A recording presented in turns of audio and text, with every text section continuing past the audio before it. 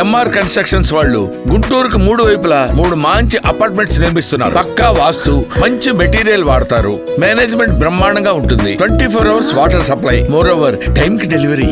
MR constructions, మీ ఇంటిని అందంగా నిర్మిస్తాం. అందరికీ నమస్కారం.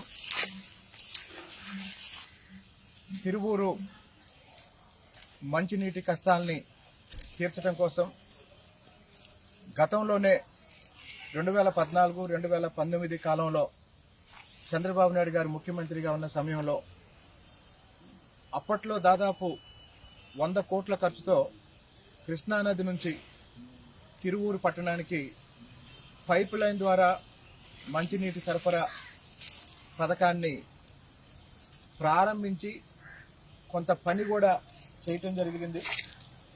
దురదృష్టవశాత్తు మధ్యలో 5 సంవత్సరాలు ముఖ్యమంత్రిగా పనిచేసిన జగన్మోహన్ రెడ్డి గారు తిరువూరుకి కృష్ణానది నుంచి మంచినీటిని సరఫరా చేసే ఆ పథకాన్ని పూర్తిగా ఆపేసిన కారణంగా కాంట్రాక్టర్లు కూడా వాళ్ళకి ఇవ్వాల్సిన బిల్స్ రాక మధ్యలో పనులు వదిలేసిన కారణంగా 5 సంవత్సరాలు ఈ నీటి పథకం ముందుకు సాగలేదు.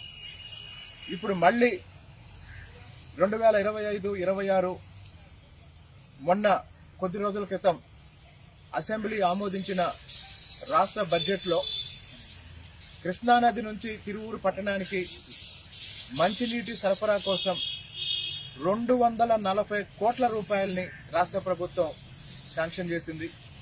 240 కోట్ల రూపాయలతో ఫెర్రీ దగ్గర నుంచి, అంటే కృష్ణానది జలాల్ని తిరువూరు పట్టణానికి తీసుకొచ్చే పైప్ లైన్ నిర్మాణానికి, అలాగనే మైలవరం దగ్గర, దీప్లా నగర్ దగ్గర 2 రిజర్వాయర్ల నిర్మాణానికి, అలాగనే తిరువూరు పట్టణ శివారులో ఒక పెద్ద రిజర్వాయర్ నిర్మాణానికి అతి త్వరలో కార్యక్రమాలు ప్రారంభం కాబోతున్న సందర్భంగా ఈరోజు శిథిలావస్థలో ఉన్న ఈ ట్యాంక్ నిర్మాణ ప్రాంతాన్ని చూడటానికి రావటం జరిగింది.